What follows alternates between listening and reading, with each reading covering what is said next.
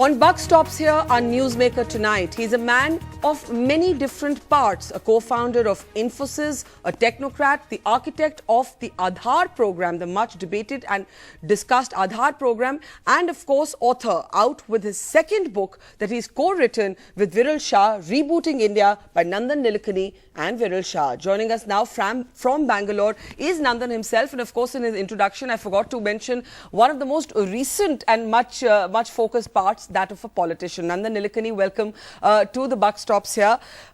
Why this second book? Thank you. Why this second book? You know, going through it, the overarching theme seems to be not just how Aadhaar could transform India, but how technology is going to be the new disruptor.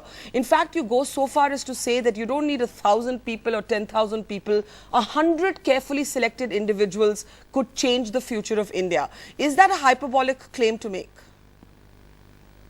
No, it's not. I think we believe that business as usual is not going to work for India, and the same technology disruption that is changing every other sector, like in urban mobility you have Uber and Ola, in e-commerce you have Amazon and Flipkart, in hotels, in accommodation you have Airbnb and so on. In every sector of the economy, technology is disrupting, and that same capability to deliver value at speed and scale, at diversity, is required. But to do that innovation in the government, you have to think of doing it through startups. And we feel that there are 12 big challenges we talk about. 2 of them are already done. And the other 10 we think need 10 startups of 10 people each, but with a direct mandate at the highest level, because they'll have to overcome a lot of odds to get it delivered.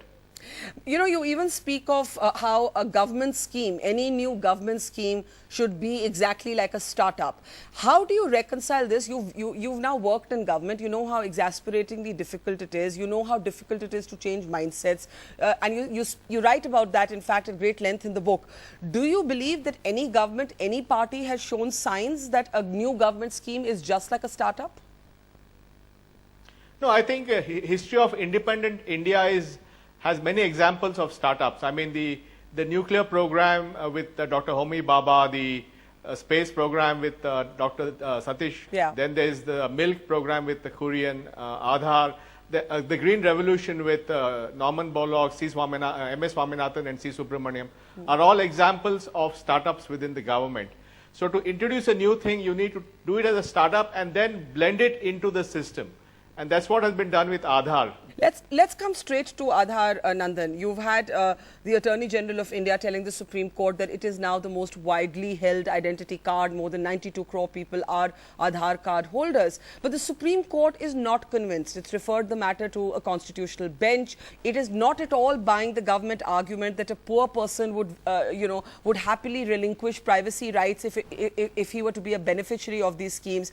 How do you see the countervailing and very, very strong narrative that Aadhaar is basically allowing both the government and the private players to snoop into the citizens' private life? No, I think the issue in front of the constitutional bench is whether privacy is a fundamental right. So it's really a much more fundamental question. We believe that Aadhaar has huge benefits, that it's a very secure system, that it's only an ID system that confirms where you are. And as far as we are concerned, at least I'm concerned, I think if voluntary use of Aadhaar is the basis, we should be able to do that anywhere. So I think it's a very broad use that has been sanctified. So I'm very comfortable that it will continue. And anyway, Aadhaar enrollment continues. It's already at about 925 million, going to 1 billion by March. Yeah. So it's really something that is here to stay and going to provide massive benefits. But do you believe that when you are poor, privacy is not a priority? Because that is in fact what the Attorney General argued in the Supreme Court on Aadhaar. No, I think privacy is a concept where I often trade privacy for convenience. You know, when you post your photographs on Facebook, you are giving up your privacy, but you're doing that because you want your friends to see your wedding picture or your last party. Or when you do a Google search, Google knows what you're looking for. So you're again trading privacy for the convenience of finding information. But we still continue to use these technologies because we think the trade-off between privacy and convenience is worth giving up that little privacy. And the same thing applies for Aadhaar, because with Aadhaar, the benefits that come, especially to the underprivileged of India, is so high that we think that that's a choice that they should make. So it's a voluntary choice that they should make. But you do accept that you will be giving up certain aspects of your private life. For example, the arguments being made by critics of Aadhaar that even the census can now, be linked to the census, which was once anonymous, where you replied to questions anonymously. Now, if you're an Aadhaar card holder, that data can be revealed against your name. So you do concede that a certain amount of private information is out there, and so you don't think this is really a priority area. Am I getting you right? No. I think privacy is very important, and we are all for having any kind of law or constraints on using Aadhaar data by governments and by businesses. Where I think we need to be very open is allowing people to voluntarily use the Aadhaar number for whatever benefit they want, which is their fundamental right. Today, as I said, private companies know a hell of a lot of information about you. The only additional thing that the Aadhaar system takes is biometrics, which it encrypts and stores and does not reveal that to anyone. And today, when you travel, when you went last, you went to Brown University or something, right, Yeah. Barka? Yes. You must have given your biometrics to the US government. I did. So, everybody is giving biometrics everywhere. Yeah, that's an interesting point. But now let me take you to something you write in your new book, Nandan. You say part of the reason I stood for election was my frustration at my inability in 5 years at the UIDAI to convince politicians of the possibility of solving India's challenges with new and innovative methods. So I think you understood after being in government that maybe they listen to me more if I'm a mainstream politician, because they don't seem to get it otherwise. You've not really elaborated on the differences or the difficulties that you faced within the Congress government, although your disagreements with P. Chidambaram were well known. Would you elaborate on what frustrated you the most? No, I think rather than any specifics, my broad observation is that I believe that today's technology fundamentally provides a way to address a lot of India's outstanding challenges. My frustration was not about specific individuals, but the fact that this potential of technology to leverage technology to transform governance in a very big way in a very short time, the inability of mine to communicate that urgency, that's what I was referring to, not about individual transactions. You're being politically correct. I'm saying that you have referred to the fact that you were deeply frustrated that politicians around you did not get what you were trying to say. Who did you face the biggest resistance from? Was it someone like Mr. Chidambaram? Was it the entire government? Was it the bureaucrats? No, I think that, I talk about the so-called opposition wheel in my book. Yes. I think one of the things politically for Aadhaar was the challenge from the right was they felt it could be a way of sort of legalizing illegal aliens, which was not the goal of Aadhaar. Aadhaar was to give a unique number to every resident. And the challenge from the left was they thought that Aadhaar would be used by the state to withdraw from giving basic services like PDS and converting them to cash transfers. So to deal with both these things and navigate through the system to make it happen. Are you pleasantly surprised by the fact that although you contested as a Congress politician, the Modi government has backed the Aadhaar scheme with actually more passion than the UPA did? No, I'm certainly very happy with the commitment the new government has to Aadhaar. When I stepped down in March 2014 from UIDAI, I had met my goal of 600 million Aadhaars before time and under budget, which is pretty rare in a project of this type. And fortunately, the new government has taken Aadhaar to more than 900 million. And then they have announced a couple of additional layers on Aadhaar. One is the e-signatures, which allows you to use Aadhaar to sign documents, and the digital locker, where you can store digitally documents on the cloud using Aadhaar. So all this shows that this is a program that has managed to survive and flourish across 2 dispensations. And that, I think, is a tribute to the value that it provides to the country. And were you fearful that the Prime Minister may not have done that, because there was a BJP-led standing committee that wasn't exactly pleased, Yashwant Sinha, for example. So did it come to you as a pleasant surprise? Were you anticipating otherwise? No, I think, the Prime Minister is very tech-savvy, and I think he understood the value of this. And as far as I can see, he's committed to using this across the board. Have you had discussions with him on Aadhaar and how to expand its use? No, I did have one meeting with him after the election where I told him about the value, and he had already understood the value as the Chief Minister of Gujarat. So it was very good that he took it up, and it's now becoming pervasive.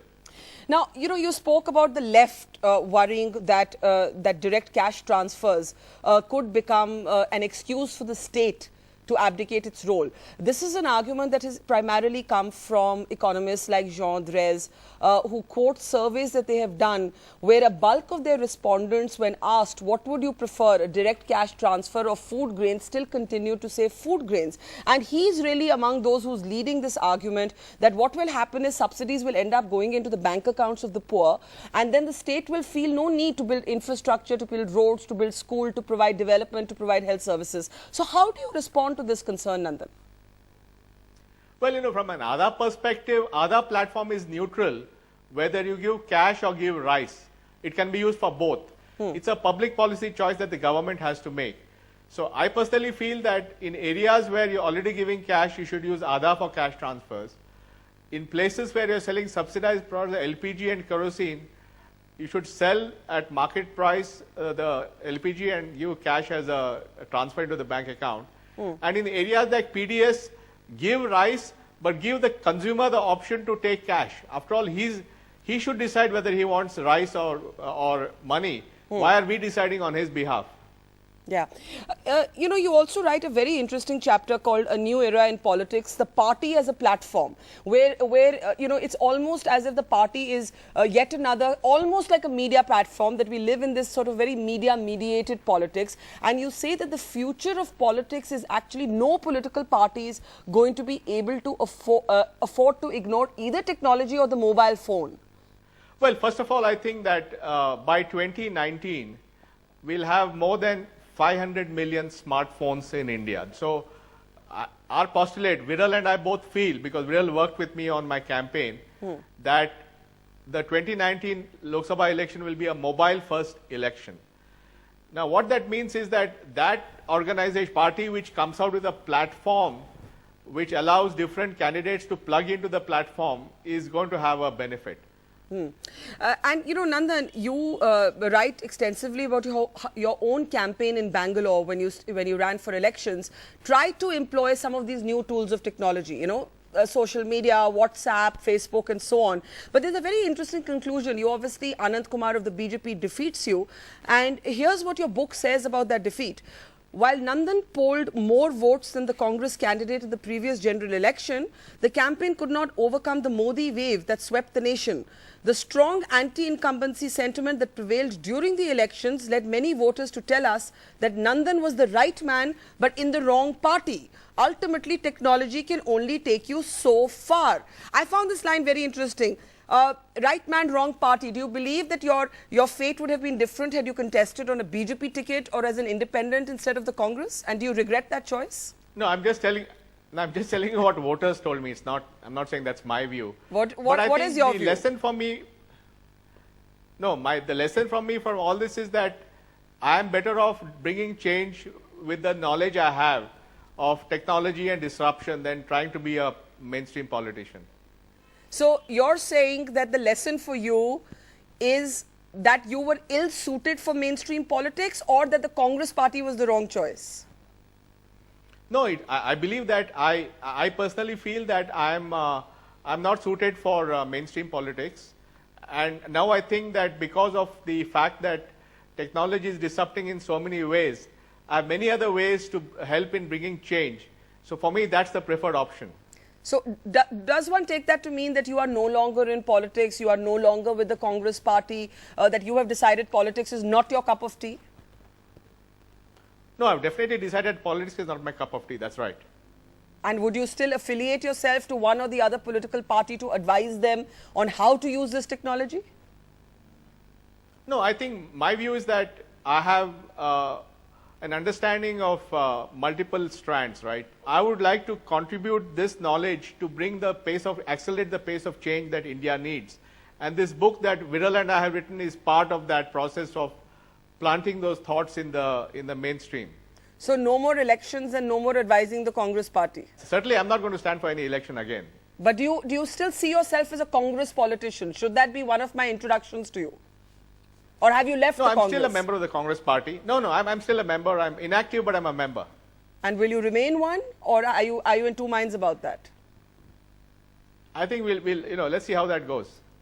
You know, the reason I ask is that there are two parties you write about, other than your own campaign, the Aam Aadmi Party and the BJP. And you write about how successfully they were able to use this new idiom of politics. Politics almost as an exercise in branding. You don't mention too much about the Congress. Do you believe that that was a fatal flaw for the Congress, that it failed to adapt itself to the new technology that's now driving politics? No, I think there's no doubt that the BJP and AAP use technology and new marketing techniques very effectively. But my point has always been that all these techniques are out there in the public domain, and I've written it about in the book. So it's really out there for any party to take advantage of.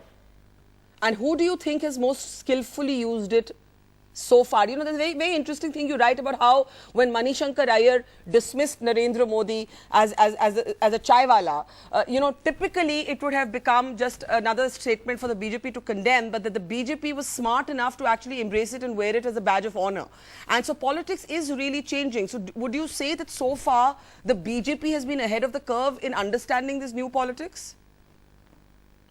I think certainly the campaign run by Prime Minister Modi in the election was very, very innovative in its use of all these tools. And even the AAP campaign, both the Delhi 1 and the Delhi 2 campaign had a lot of innovation. So I think the pace of innovation in politics and technology has been very fast. But somebody in the next 3-4 years will use all this knowledge and make that into a robust platform for a party. And frankly, today, any of the parties can do that. It's all open knowledge at the moment. Why couldn't the Congress benefit from your keen understanding of technology? Did you try to explain it to them? No, I'm sure that, it's all a process that will happen. Nandan, you are at the moment, in a sense, looking at interesting startups to fund. What is your criteria for identifying a startup that appeals to you? What stands out? Well, I'm not really looking at funding Me Too startups, but I think that technological disruption is going to, in India, is going to be very different because India is largely an unorganized economy, and using the power of smartphones and the orchestration possible by technology, you can aggregate millions of retailers together or millions of drivers together, or you can redesign logistics. So where people are trying to, aggregate an unorganized sector using technology to create an orchestrated solution, that's the kind of thing which appeals to me. Let me ask you in the end, before you were a technocrat and before you were a Congress member and a politician, you were a co-founder of Infosys. You've had Narayan Murthy coming out strongly from within your community, speaking on how minorities do feel a sense of insecurity. You've had Kiran Shaw lending her voice to that. You've had even actors like Shah Rukh Khan interview to me underlining the same. How do you see the raging debate around intolerance in India today? How do you see India looking at, the world looking at India with these being some of the headlines? Moody's, for example, actually linking it even to perceptions of economic development? No, I'm very clear that the strength of India is its diversity. The strength of India should be to create a level playing field and opportunity for everyone, irrespective of their caste, creed, religion, language, or food habits, to be able to live their life with the same opportunity and in peace. So I'm all for creating a very stable society that encourages diversity. And I also believe that to create an innovative society for new ideas, you have to have diversity, because often the best ideas come from groups that are not in the mainstream. So I'm all for diversity and for tolerating multiple religions, multiple food habits, and multiple languages, and really being much more diverse and open about what we are as a society, and being tolerant of these variations. And do you believe that that is under threat today, or do you believe that not really? No, certainly there is a very strong perception that that is under threat, and I think we should make very strong efforts as individuals as well as the government to correct this perception and put India back on being projected as a liberal, diverse society that thrives and revels in its diversity. Nandan Nilekani, pleasure to have you on the program. In your latest avatar, author of Rebooting India, Realizing a Billion Aspirations. Thank you for joining us on The Buck Stops Here. Thank you, Barka. Thank you so much.